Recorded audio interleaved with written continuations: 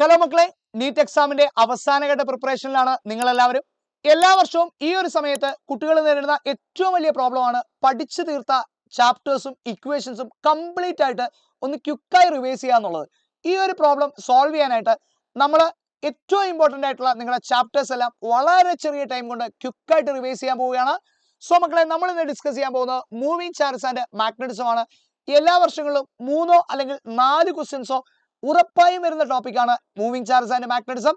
So നമുക്ക് ചാപ്റ്ററിലെ എല്ലാ ഇക്വേഷൻസും വളരെ ചെറിയ ടൈം കൊണ്ട് ക്വിക്കായിട്ടൊന്ന് റിവൈസ് ചെയ്യാം. മക്കളെ, ആദ്യം നമ്മൾ പഠിക്കാൻ പോകുന്നത് ബയോ-സേവാർട്ട്സ് ലോ ആണ്. ഒരു കറണ്ട് ക്യാരിയിങ് എലമെന്റ് ഒരു പോയിന്റ് ഉണ്ടാക്കുന്ന മാഗ്നറ്റിക് ഫീൽഡ് കാൽക്കുലേറ്റ് ചെയ്യാനായി യൂസ് ചെയ്യുന്ന ഇക്വേഷൻ ആണ് Biot Savart's law. So Biot Savart's law പ്രകാരം മാഗ്നറ്റിക് ഫീൽഡ് ഡി ബി എന്ന് പറഞ്ഞാൽ μ0/4π I dl sin θ by r square ആണ്. വെക്ടർ ഫോമിൽ എഴുതുമ്പോൾ d B is equal to μ0/4π I dl cross r by r cube ആണ്. ഈ മാഗ്നറ്റിക് ഫീൽഡിന്റെ ഡയറക്ഷൻ കാണാൻ ഒന്നുകിൽ നിങ്ങൾക്ക് ഇവിടുത്തെ വെക്ടർ പ്രോഡക്റ്റ് എടുക്കാം, ഇനി അതുമല്ല എങ്കിൽ മാഗ്നറ്റിക് ഫീൽഡിന്റെ ഡയറക്ഷൻ കാണാനായിട്ട് നിങ്ങൾക്ക് right hand thumb rule use ചെയ്യാം. റൈറ്റ് ഹാൻഡ് തമ്പ് റൂൾ പ്രകാരം തമ്പ് ഇൻഡിക്കേറ്റ് ചെയ്യുന്നത് കറണ്ടിന്റെ ഡയറക്ഷനെയാണ്, കേർഡ് ഫിംഗേഴ്സ് മാഗ്നറ്റിക് ഫീൽഡിന്റെ ഡയറക്ഷനെ ഇൻഡിക്കേറ്റ് ചെയ്യും. ഇനി നമ്മൾ പറയാനായിട്ട് പോകുന്നത് ഒരു ഫൈനൈറ്റ് കറണ്ട് ക്യാരിയിങ് കണ്ടക്ടർ ഒരു പോയിന്റ് ഉണ്ടാക്കുന്ന മാഗ്നറ്റിക് ഫീൽഡ് ആണ്. And it can be given by the expression μ0/4π I/r × sin θ1 plus sin θ2 ആണ്. മക്കളെ, ഒരു ഇൻഫൈനൈറ്റ് സ്ട്രേറ്റ് കണ്ടക്ടർ ഒരു പോയിന്റ് ഉണ്ടാക്കുന്ന മാഗ്നറ്റിക് ഫീൽഡ് ആണ് μ0I/2πr ആണ്. ഇനിയും ആക്സിസിലാണ് പോയിന്റ് കിടക്കുന്നതെങ്കിൽ മാഗ്നറ്റിക് ഫീൽഡ് മക്കളെ 0 ആണ്.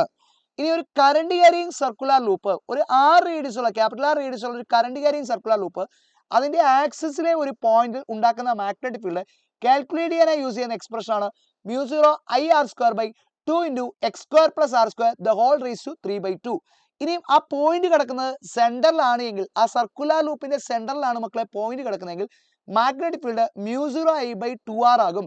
സെന്ററിലെയും ആക്സിസിലെയും മാഗ്നറ്റിക് ഫീൽഡുകളുടെ റേഷ്യോ ആണ് 1 + x²/r²³/2. മക്കളെ, ഇനി അടുത്തതായിട്ട് നമ്മൾ പഠിക്കാൻ പോകുന്നത് ഒരു എൻ സൈഡഡ് റെഗുലർ പോളിഗൺ, ഒരു കറണ്ട് ക്യാരിയിങ് ആയിട്ടുള്ള റെഗുലർ പോളിഗണിന്റെ സെന്ററിലെ മാഗ്നറ്റിക് ഫീൽഡ് കാൽക്കുലേറ്റ് ചെയ്യാൻ നമ്മൾ യൂസ് ചെയ്യുന്ന എക്സ്പ്രഷൻ ആണ് n × μ0I/πa sin πn tan πn. n എന്ന് പറഞ്ഞാൽ ഇവിടുത്തെ സൈഡുകളുടെ എണ്ണമാണ്, a എന്ന് പറഞ്ഞാൽ സൈഡ് ലെങ്ത് ആണ്. എക്സാമ്പിൾ പറഞ്ഞാൽ ഇപ്പോൾ ഒരു 4 സൈഡുള്ള സ്ക്വയർ ലൂപ്പ് ആണ് എങ്കിൽ മാഗ്നറ്റിക് ഫീൽഡ് കാണാൻ നിങ്ങൾക്ക് 4 × μ0I/πa sin πn tan πn എടുക്കാം. അതേപോലെ sin πn പകരം sin π/4 tan π/4 എടുക്കാം. ഇനിയും നമ്മളൊരു റെഗുലർ ഹെക്സഗൺ 6 സൈഡുള്ള റെഗുലർ ഹെക്സഗൺ ആണെങ്കിൽ 6 × μ0I/πa sin π/6 tan π/6 എടുക്കാം. കറസ്പോണ്ടിങ് വാല്യൂസ് എല്ലാം കൃത്യമായി സബ്സ്റ്റിറ്റ്യൂട്ട് ചെയ്താൽ നിങ്ങൾക്ക് ഈസി ആയിട്ട് ഒരു എൻ സൈഡഡ് പോളിഗണിന്റെ സെന്ററിലെ മാഗ്നറ്റിക് ഫീൽഡ് കിട്ടും. സോ മക്കളെ, ഇനി നമ്മൾ അടുത്തതായിട്ട് പഠിക്കാൻ പോകുന്നതാണ് Ampere circuit law. Biot Savart's law പോലെ തന്നെ ആംപിയർ സർക്യൂട്ട് ലോയും ഉപയോഗിക്കുന്നത് മാഗ്നറ്റിക് ഫീൽഡ് കാൽക്കുലേറ്റ് ചെയ്യാനായിട്ടാണ്.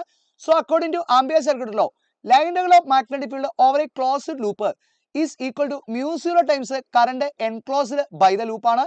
സോ ഇന്റഗ്രൽ B.dl എന്ന് പറഞ്ഞാൽ മക്കളെ μ0 ടൈംസ് I എൻക്ലോസ്ഡ് ആണ്. ആംപിയർ സർക്യൂട്ടിലൂടെ ആദ്യത്തെ ആപ്ലിക്കേഷൻ ആണ് ഒരു infinitely long straight conductor. So ഒരു ലോങ് സ്ട്രേറ്റ് കണ്ടക്ടർ ഒരു പോയിന്റ് ഉണ്ടാക്കുന്ന മാഗ്നറ്റിക് ഫീൽഡ് കാണാൻ നിങ്ങൾക്ക് യൂസ് ചെയ്യാവുന്ന ഇക്വേഷൻ ആണ് μ0I/2πr. സോ മക്കളെ, ഇനി നമ്മൾ പറയാൻ പോകുന്നത് ആംപിയർ സർക്യൂട്ടിലൂടെ അടുത്ത ആപ്ലിക്കേഷൻ ആയിട്ടുള്ള കറണ്ട് ക്യാരിയിങ് ഹോളോ സിലിണ്ടർ ആണ്. ഒരു കറണ്ട് ക്യാരിയിങ് ഹോളോ സിലിണ്ടറിന്റെ ഇൻസൈഡ് പോയിന്റിലെ മാഗ്നറ്റിക് ഫീൽഡ് എത്രയാണെന്ന് ചോദിച്ചാൽ 0 ആണ്. സർഫസിലെ magnetic field μ0I/2π capital R ആണ്. ക്യാപിറ്റൽ R എന്ന് പറഞ്ഞാൽ റേഡിയസ് ആണ്. ഔട്ട്സൈഡ് പോയിന്റിലെ magnetic field μ0I/2π small r ആണ്. അതേപോലെ ഒരു കറണ്ട് ക്യാരിയിങ് സോളിഡ് സിലിണ്ടർ ആണെങ്കിൽ ഒരേ ഒരു വ്യത്യാസമേ ഉള്ളൂ, ഇൻസൈഡ് പോയിന്റിലെ magnetic field μ0I/2π capital R². Small r എന്ന് പറഞ്ഞാൽ ആക്സോ സിലിണ്ടർ തൊട്ട് തന്നെ ആ ഇൻസൈഡ് പോയിന്റ് വരെയുള്ള ദൂരമാണ്. ക്യാപിറ്റൽ R എന്ന് പറഞ്ഞാൽ മക്കളെ റേഡിയസ് ഓഫ് സിലിണ്ടർ ആണ്. ഇനി സർഫസിലെ പോയിന്റിലെ magnetic field μ0I/2π capital R, outside point ആണെങ്കിൽ μ0I/2π സ്മോൾ r ആണ്. അതേപോലെ മക്കളെ, ഇവരുടെ ഗ്രാഫ് നിങ്ങളൊന്ന് നോക്കിക്കഴിഞ്ഞാൽ മക്കളെ നിങ്ങൾക്ക് മനസ്സിലാവും. ഗ്രാഫ് ഹോളോ സിലിണ്ടറിന്റെ ഗ്രാഫ് മക്കളെ ഈ ഒരു ഷേപ്പിലായിരിക്കും ഹോളോ സിലിണ്ടറിന്റെ ഗ്രാഫ് വരുന്നത്. സോളിഡ് സിലിണ്ടറിന്റെ ഗ്രാഫ് വരുന്നത് ഇങ്ങനെ ആയിരിക്കും. ഇങ്ങനെയാണ് സോളിഡ് സിലിണ്ടറിന്റെ ഗ്രാഫ് വരുന്നത്, ഹോളോ സിലിണ്ടറിന്റെയും സോളിഡ് സിലിണ്ടറിന്റെയും. അതായത് ഡിസ്റ്റൻസ് ഫ്രം ആക്സിസും അതേപോലെ മാഗ്നറ്റിക് ഫീൽഡിന്റെ വേരിയേഷൻ നമ്മൾ ഗ്രാഫിക്കലി വരച്ചാൽ ഇങ്ങനെ ആയിരിക്കും ഹോളോ സിലിണ്ടറും സോളിഡ് സിലിണ്ടറും. ക്വസ്റ്റ്യനിൽ തിൻ വാൾഡ് പൈപ്പ് എന്നൊക്കെ തന്നാൽ ഹോളോ സിലിണ്ടർ ആണ് ഉദ്ദേശിക്കുന്നത്. അതേപോലെ തിക്ക് കേബിൾ എന്നൊക്കെ ക്വസ്റ്റ്യനിൽ പറഞ്ഞാൽ അത് സോളിഡ് സിലിണ്ടറിനെയാണ് മെൻഷൻ ചെയ്യുന്നത്. ഇനി നമ്മൾ അടുത്തതായിട്ട് പറയാൻ പോകുന്നത് ഒരു കറണ്ട് ക്യാരിങ് സോളിനോയിഡ് ആണ്. മക്കളെ ഒരു കറണ്ട് ക്യാരിങ് സോളിനോയിഡിന്റെ സെൻട്രൽ മാഗ്നറ്റിക് ഫീൽഡ് കാൽക്കുലേറ്റ് ചെയ്യാൻ നിങ്ങൾക്ക് യൂസ് ചെയ്യാവുന്ന ഇക്വേഷൻ ആണ് μ0 Ni/L ആണ്. അതേപോലെ തന്നെ എൻഡിലെ മാഗ്നറ്റിക് ഫീൽഡ് ഒരു സോളിനോയിഡിന്റെ ഒക്കെ എൻഡിലെ മാഗ്നറ്റിക് ഫീൽഡ് കാൽക്കുലേറ്റ് ചെയ്യാൻ you can use equation μ0 Ni/2. മക്കളെ ഇനി അടുത്തായിട്ട് പറയാൻ പോകുന്നതാണ് ലോറൻസ് മാഗ്നറ്റിക് ഫോഴ്സ്. ഒരു ചാർജ്ഡ് പാർട്ടിക്കിൾ ഒരു എക്സ്റ്റേണൽ മാഗ്നറ്റിക് ഫീൽഡിൽ മൂവ് ചെയ്യുമ്പോൾ ആ ചാർജ്ഡ് പാർട്ടിക്കിളിൽ എക്സ്പീരിയൻസ് ചെയ്യുന്ന ഫോഴ്സ് ആണ് ലോറൻസ് മാഗ്നറ്റിക് ഫോഴ്സ്. ആ ലോറൻസ് മാഗ്നറ്റിക് ഫോഴ്സ് കാൽക്കുലേറ്റ് ചെയ്യാനുള്ള ഇക്വേഷൻ ആണ് Q × V × B അഥവാ QVB sin θ. സോ Q എന്ന് പറഞ്ഞാൽ ചാർജ് ആണ്, V എന്ന് പറഞ്ഞാൽ velocity of that particle, B എന്ന് പറഞ്ഞാൽ എക്സ്റ്റേണൽ മാഗ്നറ്റിക് ഫീൽഡ്, θ എന്ന് പറഞ്ഞാൽ വെലോസിറ്റി വെക്ടറും മാഗ്നറ്റിക് ഫീൽഡ് വെക്ടറും തമ്മിൽ മേക്ക് ചെയ്യുന്ന ആംഗിൾ ആണ്.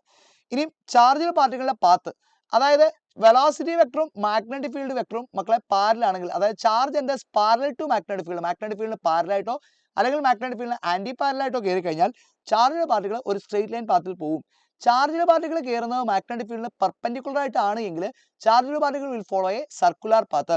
മക്കളെ ഇനി ചാർജ്ഡ് പാർട്ടിക്കിൾ കയറുന്നത് ഒരു ആംഗിൾ ആണ്, അതായത് 90 ഡിഗ്രിയിലും അല്ല, പാരലായിട്ടോ ആന്റി പാരലായിട്ടോ അല്ല, അല്ലെങ്കിൽ charged particle enters at an angle with magnetic ഫീൽഡുമായിട്ട് ഒരു ആംഗിളിലാണ് കയറുന്നതെങ്കിൽ then that charged particle will execute a helical path. കാരണം വെലോസിറ്റി ഓഫ് ചാർജ്ഡ് പാർട്ടിക്കിളിന് ഒരു പാരലൽ കമ്പോണന്റ് കാണും, പെർപെൻഡിക്കുലർ കമ്പോണന്റ് കാണും. ഈ രണ്ട് കമ്പോണന്റുകളുടെയും എഫക്ട് കാരണം ചാർജ്ഡ് പാർട്ടിക്കിൾ മൂവ് ചെയ്യാൻ പോകുന്നത് ഒരു ഹെലിക്കൽ പാത്തിലായിരിക്കും. ഈ ചാർജ്ഡ് പാർട്ടിക്കിൾ സർക്കുലർ പാത്തിലാണ് മൂവ് ചെയ്യുന്നതെങ്കിൽ തീറ്റ 90 ഡിഗ്രി ആണെങ്കിൽ ചാർജ്ഡ് പാർട്ടിക്കിൾ മക്കളെ സർക്കുലർ പാത്തിൽ പോകും. So radius of that circular path കാണാൻ you can use a equation R = mv/qb ആണ്. mvക്ക് മക്കളെ p കൊടുത്താൽ p/qb ആണ്. മൊമെന്റ് p എന്ന് പറഞ്ഞാൽ √2m ke ആണ്, √2m ke/qb ആണ്. kക്ക് നിങ്ങൾ qv charge into potential qv കൊടുത്താൽ qv/qb എന്നാവും. qവും താഴത്തെ √qവും qവും കൂടെ വെട്ടി you can write the equation as 1/b × √2mv/q എന്ന് വരും. ഈ 3 ഇക്വേഷൻസ് കൃത്യമായിട്ട് അറിഞ്ഞിരിക്കണം. ബേസിക്കലി കാണാൻ പഠിച്ചില്ലെങ്കിലും കുഴപ്പമില്ല, അത് സബ്സ്റ്റിറ്റ്യൂട്ട് ചെയ്യാൻ കൃത്യമായിട്ട് അറിഞ്ഞാൽ മതി. ടൈം പീരീഡ് കാണാനുള്ള ഇക്വേഷൻ മക്കളെ 2πm/qb. ഫ്രീക്വൻസി ആണ് ചോദിക്കുന്നതെങ്കിൽ qb/2πm ആണ്. ഹെലിക്കൽ പാത്തിന്റെ പിച്ച് കാണാൻ ചോദിച്ചാൽ v cos θ × 2πm/qb ആണ്. ഓക്കെ, പിച്ച് എന്ന് പറഞ്ഞാൽ linear distance covered in 1 rotation ആണ് മക്കളെ പിച്ച് കാണാൻ v cos θ × 2πm/qb ആണ്.